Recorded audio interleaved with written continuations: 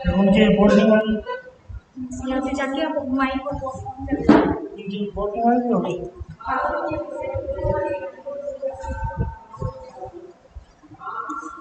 हाँ जी,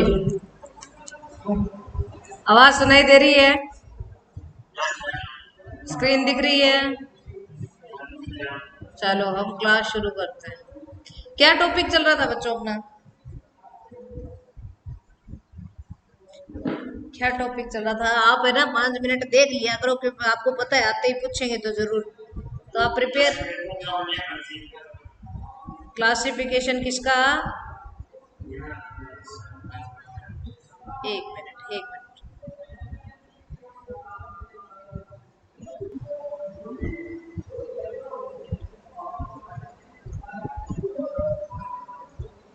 किसका करवाऊं क्लासिफिकेशन? देखिए सबसे पहले तो हम कोर्डेटा पढ़ रहे थे, ये बात आपको पता है। हमने रेप्टाइल्स पढ़ लिए थे ना रेप्टाइल्स।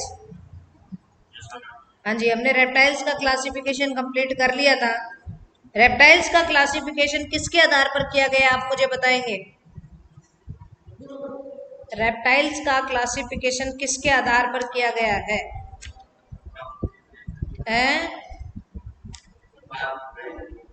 कपाल में पाई जाने वाली रिक्तिकाओं के आधार पर, वैक्यूल्स के आधार पर किया गया है। क्या एवीज का क्लासिफिकेशन हमने कर लिया था? आर्क्योनिर्थीज, नियोनिर्थीज, इनके एग्जाम्पल वगैरह नहीं लिखे थे ना कुछ भी? आर्क्योनिर्थीज कर लिया था, अच्छा ठीक है। हम पढ़ रहे थे एवीज के बारे में। हम एवीज क्या है भाई? अपने आप में एक वर्ग है, क्लास है, जिसके अंदर क्या आते हैं? पक्षी आते हैं। एवीज के अंदर क्या आते हैं? पक्षी आते हैं। और इसको दो उपवर्गों में बांटा था। याद आ रहा है आपको? कहानी मैंने बताई थी किसको दो उपवर्गों में बांटा था। पहला आर्कियो निर्थीज और दूसरा नियोनिर्थीज। ठीक है, वेरी गुड। हमने इसको दो किसमें बांटा है? उपवर्गों में। उपवर्ग ही थे, दो उपवर्गों में बांटा, आर्क्योनिर्थीज और नियोनिर्थीज। आर्क्योनिर्थीज के बारे में मैंने ये बताया था कि आर्क्योनिर्थीज जो थे विलुप्त हो चुके हैं। आर्क्योप्टेरिक्स से याद रख लेना, ये वर्तमान में क्या हो चुके हैं? विलुप्त हो चुके हैं, एक्सटिंक्ट हो चुके हैं, क्योंकि ये जब डायनासोर खत्म हो रहे थे जुरेसिक काल में, ठीक है, उस जुरेसिक काल में ही ये विलुप्त हो चुके थे। इनका शरीर देखने में पूंछ के, इनके अंदर पूंछ भी थी, जो देखने में छिपकली के समान ये जीव दिखाई देते थे, लेकिन वास्तव में ये क्या थे? पक्षी थे। आर्क्योनिर्थीज इनको कहा जाता था। जुरेसिक काल जो, जहां पर डायनासोर खत्म हुए थे, उसी काल में आर्क्योनिर्थीज खत्म हो चुके थे, जिनको आर्क्योप्टेरिक्स इसका फेमस एग्जाम्पल है जो आपको याद रखना है। नेक्स्ट अगर हम बात करें नियोनिर्थीज की, तो आज की हमारी चर्चा किस पर रहने वाली है? नियोनिर्थीज उपवर्ग पर रहने वाली है। क्या नियोनिर्थीज के बारे में आपने कुछ भी लिखा था? कुछ भी नहीं लिखा ना? तो लिखिए नियोनिर्थीज के कैरेक्टर लिखेंगे हम। हेडिंग लगाओगे नियोनिर्थीज। कुछ लिखा था? कैरेक्टर लिख लिए थे फिर मेरे ख्याल से। चलिए आगे लिखिए। नियोनिर्थीज को 4 अधिगणों में बांटा गया है। 4 अधिगणों में बांटा गया है। नियोनिर्थीज को 4 अधिगणों में बांटा गया है। कितने अधिगण में बांटा गया है? 4 अधिगणों में बांटा गया, ठीक है। 4 अधिगण हम नाम लिखेंगे। सबसे पहले कौन कौन से हैं? नंबर 1 नंबर है ओडेंटोगनेथी। ओडेंटोगनेथी 1 नंबर, ठीक है। 2 नंबर आप लिखोगे पोलियोगनेथी। 2 नंबर लिखोगे पोलियोगनेथी। 3 नंबर लिखोगे इम्पेनी। 3 नंबर है इम्पेनी। और चौथा गण है हमारा नियोगनेथी।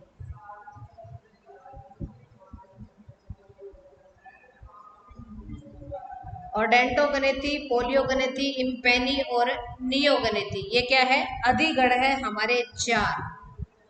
ओडेंटोगनेथी, पोलियोगनेथी, इम्पेनी और चौथा है नियोगनेथी। ठीक है, चारों अधिगण लिख लिया आपने। 1 नंबर हेडिंग लगाओगे आप ओडेंटोगनेथी, 1 नंबर हेडिंग लगाओगे क्या? ओडेंटोगनेथी। और इसमें लिखोगे इसके अंतर्गत ओडेंटोगनेथी के अंतर्गत विलुप्त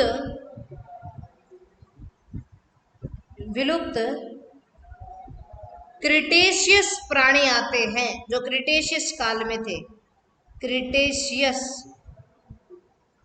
जो वर्तमान में विलुप्त हो चुके हैं, इसके अंतर्गत विलुप्त क्रिटेशियस प्राणी आते हैं। देखिए, पहले जो जीव थे ना, वो उड़ने वाले कम थे, धीरे धीरे विकास होता गया तो उड़ने वाले जीव ज्यादा विकसित हो गए। नेक्स्ट लिखोगे यह पक्षी उड़ने वाले नहीं थे। यह पक्षी उड़ने वाले नहीं थे। यह पक्षी उड़ने वाले नहीं थे।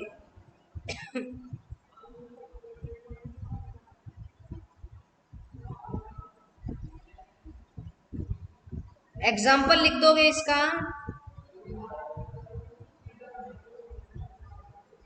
फॉर्मिस, एग्जाम्पल लिखोगे फॉर्मिस,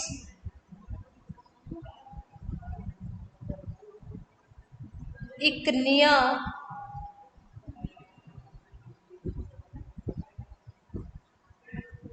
इक्निया निड्स।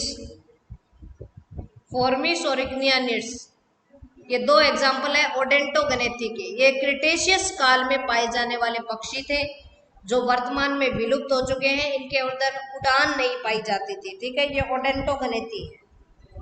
लिख लिया। चलिए आगे बात करते हैं हम पोलियोगनेथी की। कई जगह इसको पोलियोगनेथी लिखा हुआ मिलता है, कई जगह इसको पेलियोगनेथी कहा जाता है। पेलियोगनेथी भी आपको कई जगह लिखा हुआ मिलेगा। ठीक है, पेलियोगनेथी लिखिए इसमें। ये भी आकार में बड़े पक्षी थे।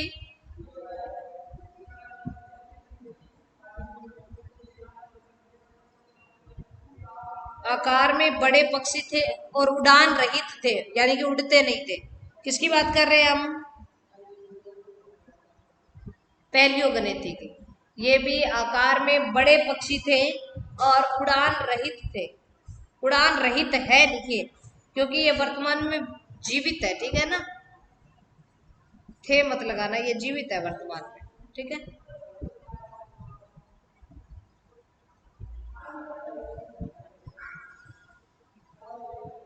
देखिए उड़ान रहित पक्षी के लिए एक शब्द यूज में लिया जाता है, रेटाइटी पक्षी। ठीक है ना, ध्यान रखना, रेटाइटी जिसको कहा जाता है उड़ान रहित पक्षी। नेक्स्ट लिखोगे इनमें पंख कम विकसित व हासित होते हैं। पंख कम विकसित व हासित होते हैं।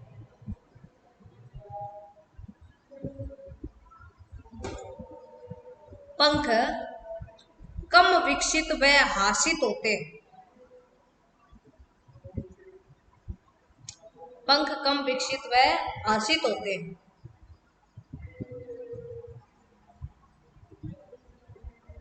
दांत एब्सेंट होते हैं। दांत एब्सेंट होते हैं। पेलियोगनेथी के कैरेक्टर लिखा रही हूं मैं आपको।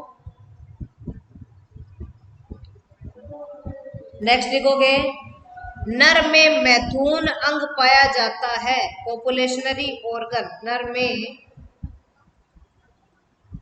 मैथुन अंग पाया जाता है।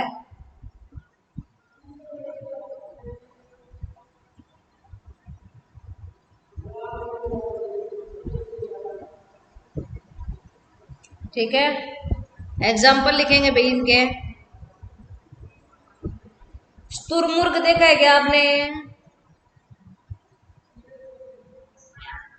ठीक है, एग्जाम्पल है तुरमुर्ग। पहली गणित के एग्जाम्पल करवा रही हूं मैं। तुरमुर्ग, एप्टेरिक्स। एप्टेरिक्स क्या होते हैं? कीवी पक्षी जिसको कहा जाता है एप्टेरिक्स, कीवी। ये कीटों वगैरह को खाते रहते हैं एप्टेरिक्स। ठीक है, ये दो एग्जाम्पल इसमें याद रख लोगे, कोई दिक्कत नहीं है। ठीक है, नेक्स्ट आप करोगे इम्पेनी।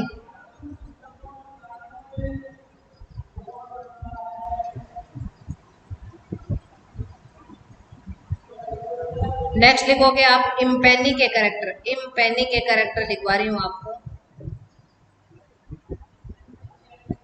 इम्पेनी में लिखोगे, देख इम्पेनी, पेनी शब्द आ रहा है इसमें, दिख रहा है क्या आपको? इम्पेनी, पेनी शब्द का अर्थ ले लो पानी। इन पानी यानी कि पानी के अंदर रहने वाले। इसको लिख लीजिए जलीय पक्षी वर्तमान में जो जीवित है। जलीय वर्तमान जीवित पक्षी, जलीय पक्षी है जो वर्तमान में जीवित है। जलीय पक्षी जो वर्तमान में जीवित है। तो इनके पैर कैसे होंगे? जाल युक्त होंगे। पैर जाल युक्त। पैर कैसे हैं? जालीदार है जिससे ये तैर सके। पैर जाल युक्त। इसके अंडे भी अपने पैरों पर रखता है। अंडे पैरों पर रखते हैं। अंडे पैरों पर रखते हैं। ठंडे भागों में पाए जाते हैं। ठंडे प्रदेशों में पाए जाते हैं। जलीय वर्तमान में जीवित पक्षी आते हैं। पैर जाल युक्त होते हैं। अंडे पैरों पर रखते हैं। ठंडे प्रदेशों में ये पाए जाते हैं। कोई एग्जाम्पल बता सकता है आप इसके? Very good, penguin. एग्जाम्पल है पेंगुइन। इम्पेनी का उदाहरण है पेंगुइन।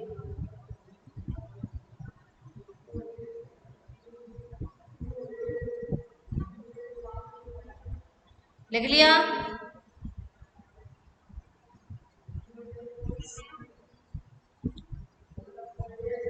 आगे लिख रहे हैं हम नियोगनेथी। अगला अधिकरण लिखोगे नियोगनेथी।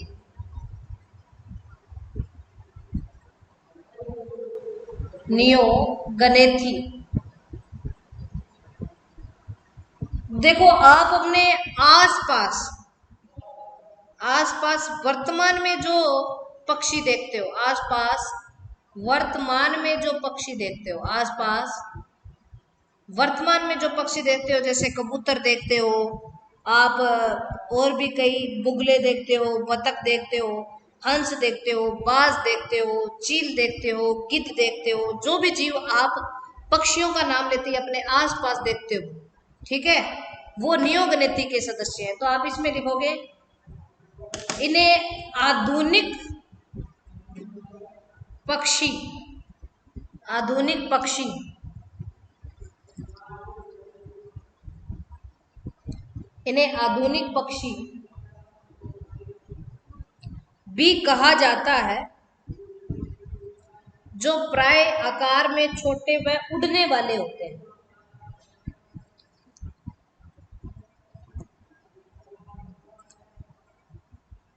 इन्हें आधुनिक पक्षी भी कहा जाता है, जो प्राय आकार में छोटे तथा उड़ने वाले होते हैं।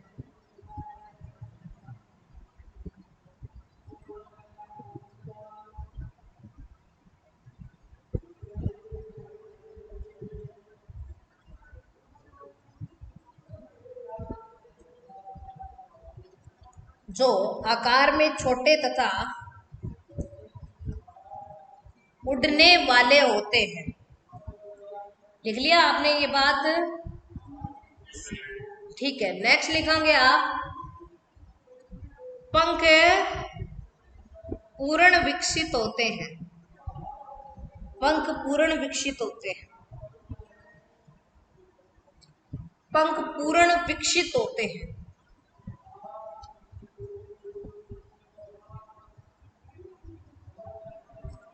दांत एब्सेंट होते हैं। दांत एब्सेंट होते हैं।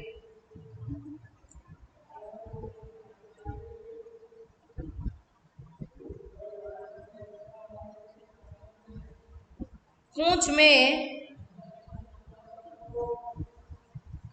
5 से 6 वर्टिब्रास कशेरुकाएं, 5 से 6 कशेरुका पाई जाती है। विश्वव्यापी होते हैं। विश्वव्यापी होते हैं। नर मैथुन अंग एब्सेंट होता है। नर मैथुन अंग एब्सेंट होता है। नर मैथुन अंग एब्सेंट होता है। विश्वव्यापी होते हैं, नर मैथुन अंग एब्सेंट होता है। लिख लिया क्या आपने इतना नियोगनिति के बारे में?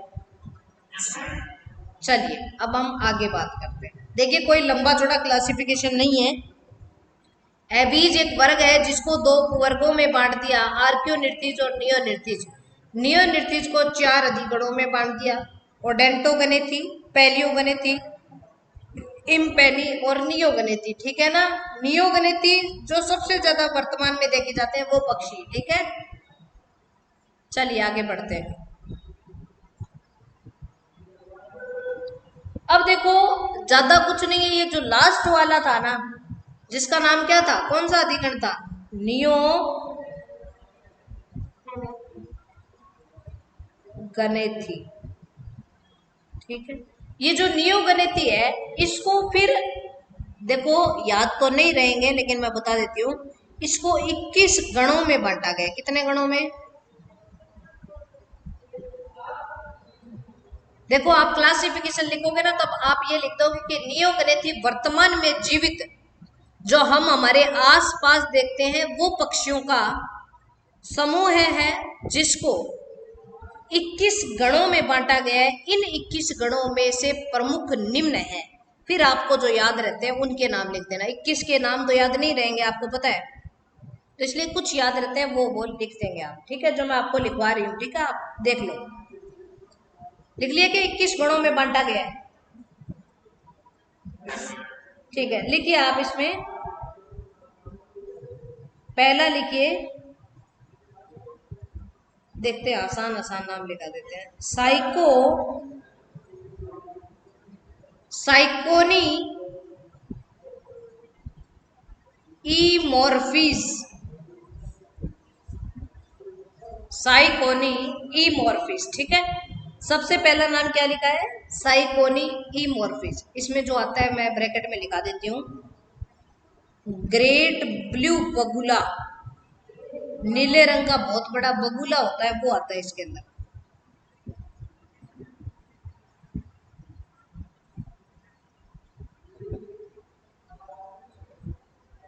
ग्रेट ब्लू बगुला। ठीक है, साइकोनी मार्फिस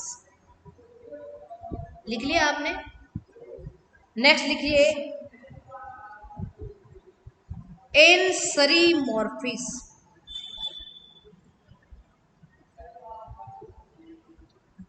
एनसरीमॉर्फिस। एनसरीमॉर्फिस में आती है बतख व हंस जो पानी में रहते हैं। बतख और हंस, एनसरीमॉर्फिस लिख लिया। नेक्स्ट है फैल्कोनीमॉर्फिस। फैल्कोनीमॉर्फिस, ये फेल नहीं है, ये पक्षी बहुत ऊंचे उड़ते हैं, फेल नहीं है। ऊंचे ऊंचे कौन उड़ते हैं? बताना, ऊंचे ऊंचे उड़ने वाले हैं। चील उड़ती है ना, कबूतर ऊंचा उड़ता है क्या? बाज, बहुत ऊंचे उड़ते हैं। चीलबाज, ठीक है, ये दो याद रख लेना। फैल्कोनीमोर्फिस, मैं आसान आसान लिखा रही हूँ जो याद रह सकते हैं। नेक्स्ट लिखोगे गैलीमोर्फिस, गैलीमोर्फिस,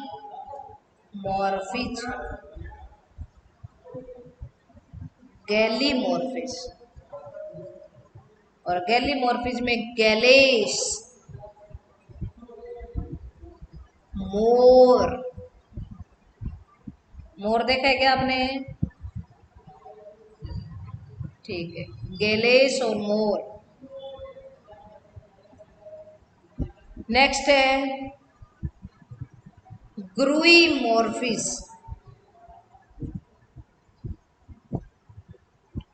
ग्रुइमोर्फिज।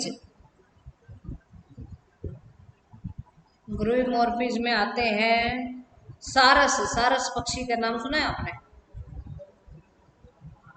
सारस आते हैं, ठीक है। ग्रुइमोर्फिस।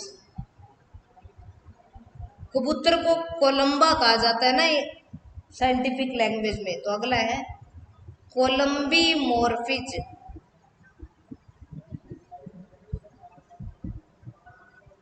कोलंबीमोर्फिज में क्या आएगा फिर?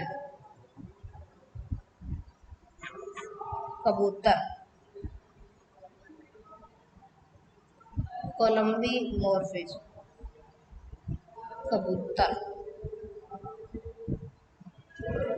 नेक्स्ट लिखेंगे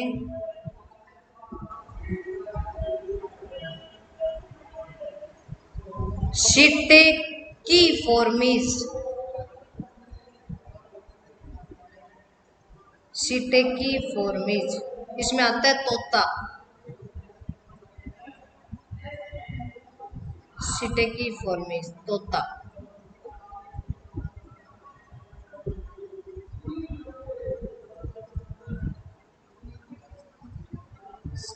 स्ट्रीजीफोर्मिस, इसमें आता है उल्लू, स्ट्रीजी, स्ट्रीजीफोर्मिस, उल्लू आता है इसमें, स्ट्रीजीफोर्मिस, उल्लू।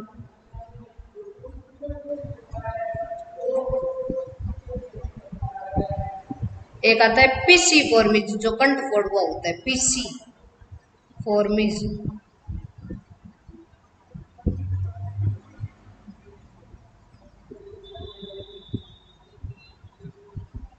पिसीफोर्मिस, कंठ फोड़ हुआ।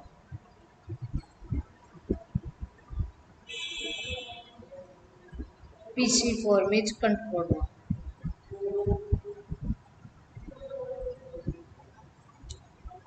एक और लिख देते हैं, 10 लिख लेते हैं, जो याद रहेगा वो याद रख लेना।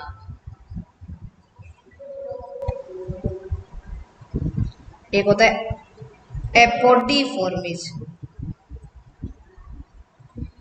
जो याद रहे वो कोई 4-5 याद रख लेना, इतना ज्यादा लंबा तो याद रहने से रहा। ऑप्शन दे तो भी बात अलग है। इसमें आता है हेमिंग बर्ड, हेमिंग पक्षी होता है, हेमिंग बर्ड। ये क्या है, इनकी खास बात है कि ये चोंच ऐसे है ना थरथराते रहते, ऐसे पक्षी मान लीजिए।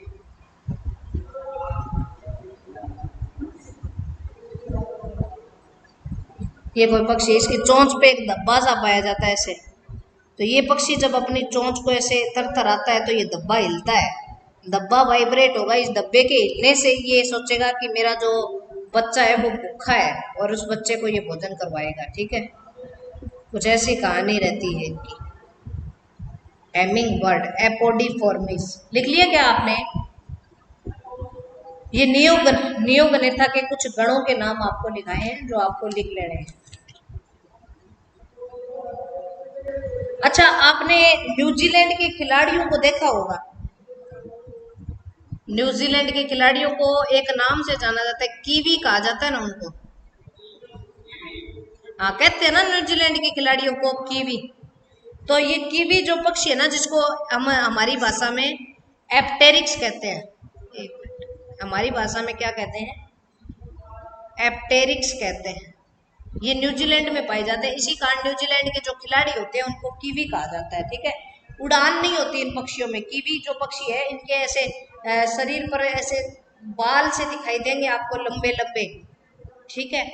ऐसे जाऊ चूहे के नहीं होते क्या, वैसे लंबे लंबे से बाल दिखाई देंगे। और ये जो है उड़ नहीं सकते ये पक्षी, एप्टेरिक्स जिसको कहा जाता है। इसी कारण ये न्यूजीलैंड में पाए जाते हैं।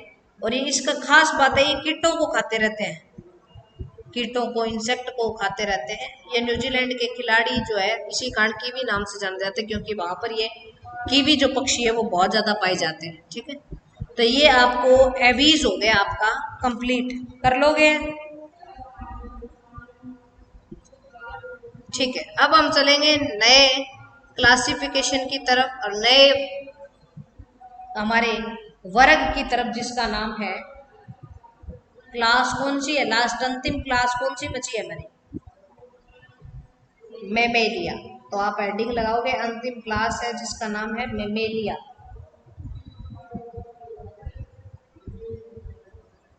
अंतिम क्लास है मेमेलिया।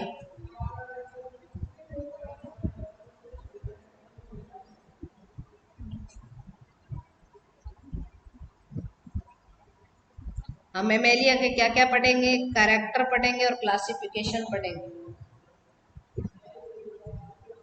कैरेक्टर और क्लासिफिकेशन, ठीक है। हेडिंग लगा ली मेमेलिया, लगा ली क्या, आवाज नहीं आ रही आपकी, वेरी गुड।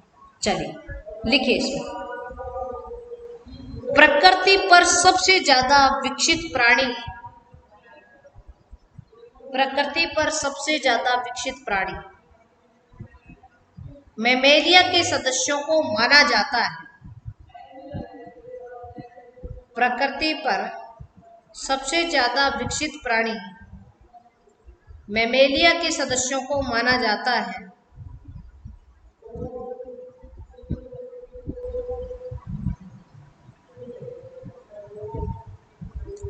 सबसे ज्यादा विकसित प्राणी किसको माना जाता है, मेमेलिया के सदस्यों को माना जाता है।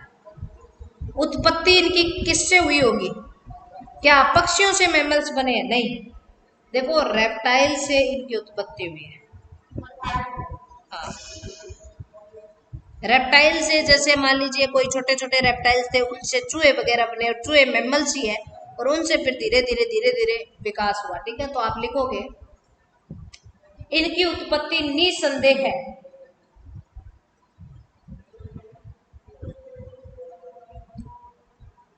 इनकी उत्पत्ति निसंदेह है। रेप्टाइल्स का अंतिम सिनेप्सिडा, इनकी उत्पत्ति निश्चित तौर पर निसंदेह है, कह सकते हैं। सिनेप्सिडा उपवर्ग से हुई। अब सिनेप्सिडा कौन से थे, जिनके कपाल में एक एक रिक्तिका थी, जिनके कपाल में एक एक रिक्तिका थी, जिनके कपाल में एक एक रिक्तिका थी। और सिनेप्सिडा की खास लाइन हम ये लिखते हैं कि ये स्तनधारियों के समान रेप्टाइल थे। कैसे थे, स्तनधारियों के समान रेप्टाइल थे। तो ध्यान रखना, स्तनधारियों की उत्पत्ति रेप्टाइल्स के उपवर्ग सिनेप्सिडा से हुई। किससे हुई, रेप्टाइल के उपवर्ग सिनेप्सिडा से स्तनधारियों की उत्पत्ति हुई, ठीक है। चलिए आगे लिखते हैं, ये ऐसे प्राणी होते हैं जिनमें स्तन ग्रंथियां पाई जाती है।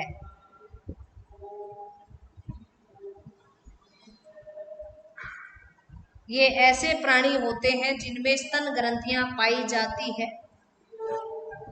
अर्थात ये अपने बच्चे को स्तनपान करवाते हैं, दूध पिलाते हैं। ये ऐसे प्राणी होते हैं जिनमें स्तन ग्रंथियां पाई जाती है, अर्थात ये ऐसे प्राणी होते हैं जो अपने बच्चे को दूध पिलाते हैं, अर्थात ये ऐसे प्राणी होते हैं जो अपने बच्चे को दूध पिलाते हैं।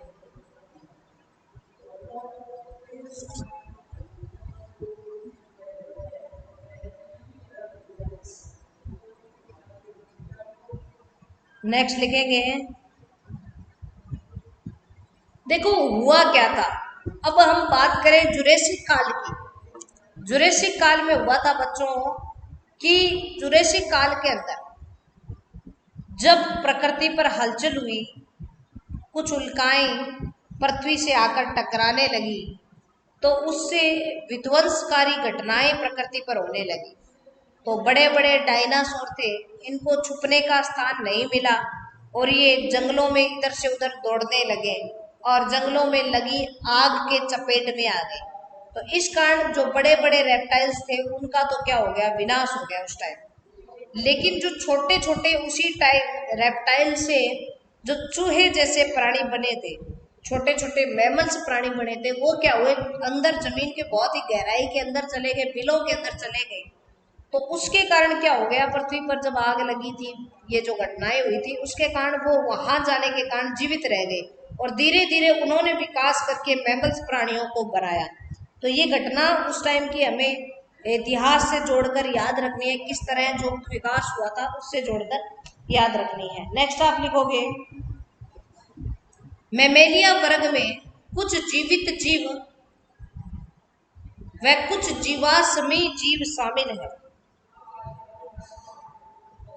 कुछ जीवित जीव व कुछ जीवाश्मी जीव शामिल है। कुछ जीवित जीव व कुछ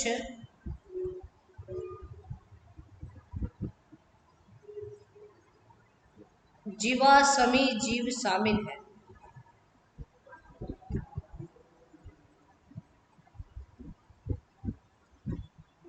नेक्स्ट लिखिए,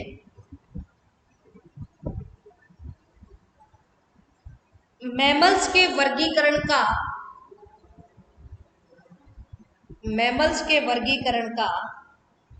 आधार निम्न लक्षणों को रखा गया। पहला है बच्चों को रखने के तरीके के आधार पर, रखने के तरीके के आधार पर।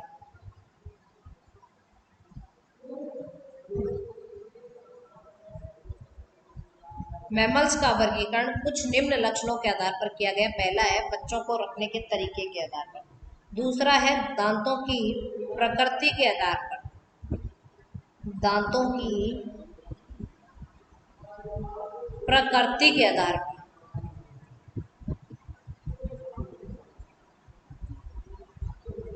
दांतों की प्रकृति के आधार पर, तीसरा है पैर की संरचना के आधार पर, पाद की संरचना के आधार पर,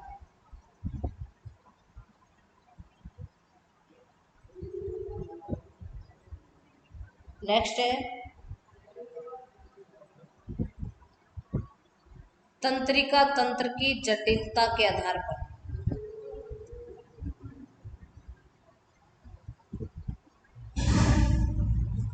तंत्रिका तंत्र की जटिलता के आधार पर,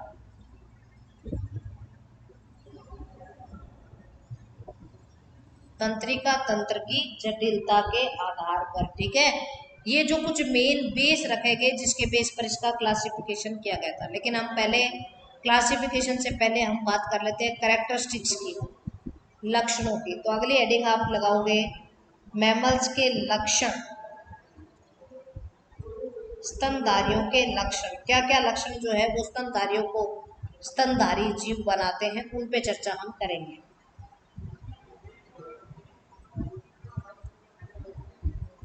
ज्यादातर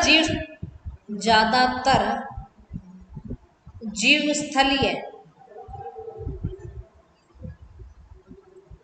अधिकांश जीव क्या होते हैं, स्थलीय होते हैं। लक्षण लिखते रहेंगे, अधिकांश जीव स्थलीय।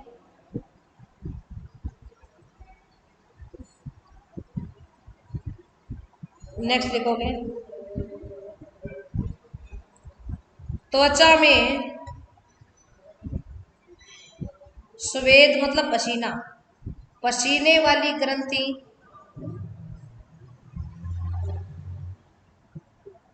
त्वचा में स्वेद ग्रंथि व तेलीय ग्रंथि प्रेजेंट। त्वचा में स्वेद ग्रंथि व तेलीय ग्रंथि प्रेजेंट।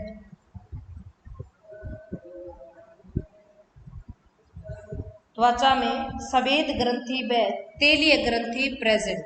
अगला लक्षण लिखेंगे, शरीर पर बाल उपस्थित।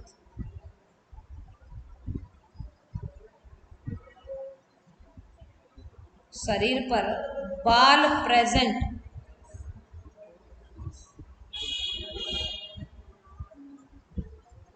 मादा में स्तन ग्रंथियों का पाया जाना।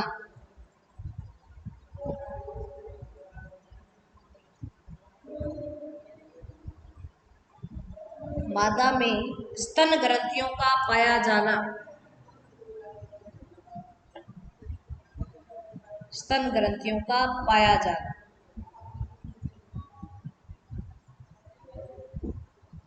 नेक्स्ट लिखोगे,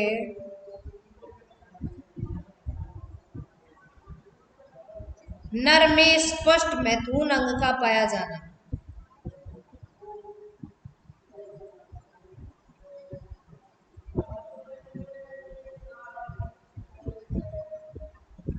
नर में स्पष्ट मैथुन अंग का पाया जाना।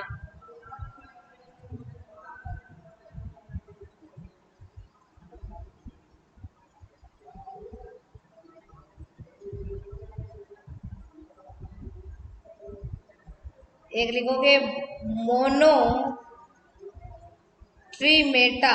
ये आएगा आगे, मैं बताऊंगी क्या होता है मोनोट्रीमेटा। मोनोट्रीमेटा को छोड़कर, मोनोट्रीमेटा को छोड़कर सभी स्तनधारियों में, सभी स्तनधारियों में बाह्य कर्ण,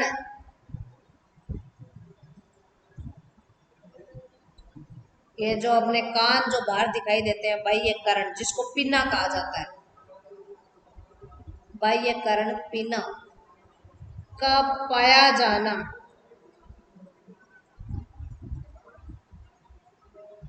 बाह्य कर्ण पिना का पाया जाना।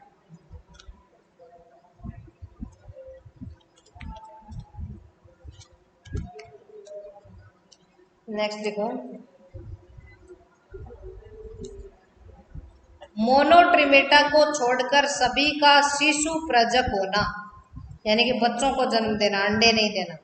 मोनोट्रीमेटा को छोड़कर सभी का शिशु प्रजक होना। मोनोट्रीमेटा को छोड़कर सभी का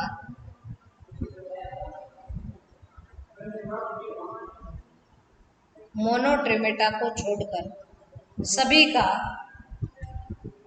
शिशु प्रजक होना। अब शिशु प्रजक है तो मोनोट्रीमेटा को छोड़कर सभी में प्लेसेंटा का पाया जाना। मोनोट्रीमेटा को छोड़कर सभी में प्लेसेंटा का पाया जाना।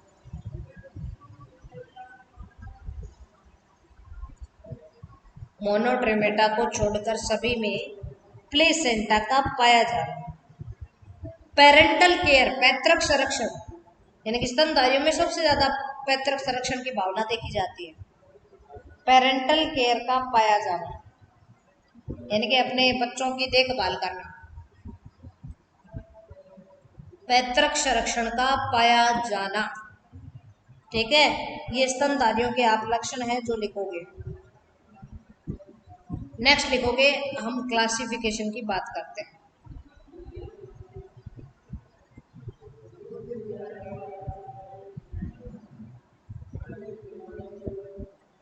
मैमेलिया के वर्गीकरण की बात करें तो मैमेलिया को 2 उपवर्गों में बांटा गया है। उपवर्ग मतलब सब क्लास। मैमेलिया को 2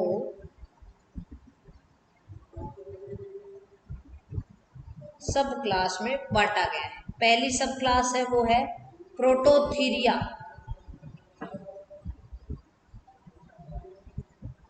प्रोटोथीरिया।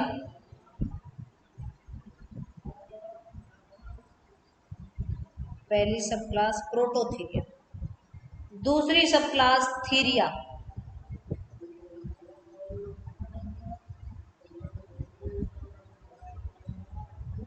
प्रोटोथीरिया और दूसरी सब क्लास क्या है? थीरिया। दो सब क्लास में बांटा गया है, पहला है प्रोटोथीरिया और दूसरी क्या है? थीरिया। दो सब क्लास में बांटा गया है, पहली है प्रोटोथीरिया और दूसरी क्या है? थीरिया। लिख लिया आपने? अच्छा ये बताइए, आपको दो सब क्लास दिख रही है, अब आपसे पूछी जाए इनमें से प्रिमिटिव या आदिम प्रकार की या पुराने प्रकार की कौन सी है? Very good, Prototheria. जो चीज पहले बनती है वो आदिम होती है, और आदिम चीज हमेशा लक्षणों में क्या होती है? आदिम चीज, पुरानी चीज लक्षणों में क्या होती है? वेल नहीं होती ना, निम्न होती है। जो बाद में बनेगी वो अच्छे लक्षण लेके आएगी, तो ये निम्न लक्षणों में के वाले होते हैं प्रोटोथीरिया, और इसकी बजाय थीरिया जो होते हैं वो लक्षणों में क्या होते हैं? उच्च होते हैं। तो यहाँ पर हम प्रोटोथीरिया की बात करें तो ये आदिम होते हैं, आदिम होते हैं। लिख लीजिए आप, अंडे देने वाले होते हैं। अब देखिए आपको समझ में यहाँ आएगा, कई बच्चे कंफ्यूज होकर मेरे से पूछते हैं कि मैडम अंडे ही देते हैं तो ये मैमल्स कैसे हो गए? अरे तो अंडे ही दिए हैं, अंडों से बच्चे निकलेंगे, बाद में ये मान लीजिए स्तन ग्रंथियों से उसको पोषण कराएंगे तो क्या हो गए? मैमल्स हो गए। ठीक है, ये आदिम होते हैं, अंडे देने वाले स्तनधारी होते हैं।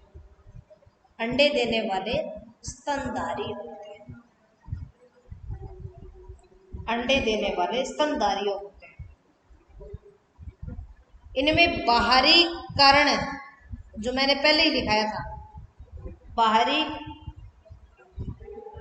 कारण जिसको हम पिना कहते हैं वो एब्सेंट होता है। बाहरी कारण जिसको पिना कहा जाता है वो एब्सेंट होता है। इनका बॉडी टेम्परेचर एक समान नहीं रहता, असमतापी होते हैं। बॉडी टेम्परेचर असमान, बॉडी टेम्परेचर कैसा रहता है? असमान रहता है।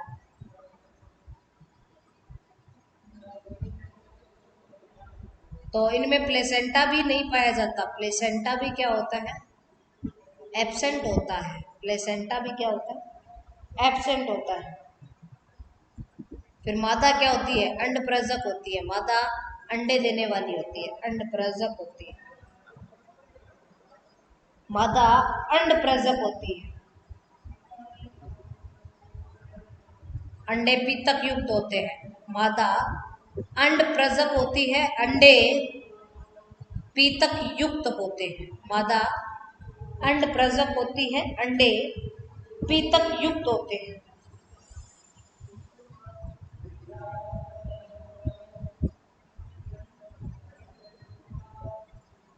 ठीक है, ये पक्षी जो है ना ऑस्ट्रेलिया,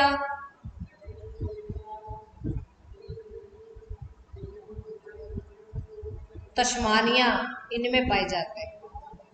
ऑस्ट्रेलिया और तस्मानिया में पाए जाते हैं। ठीक है, अब इसके अंदर एक ही गण आता है, प्रोटोथीरिया के अंदर क्या आता है? एक ही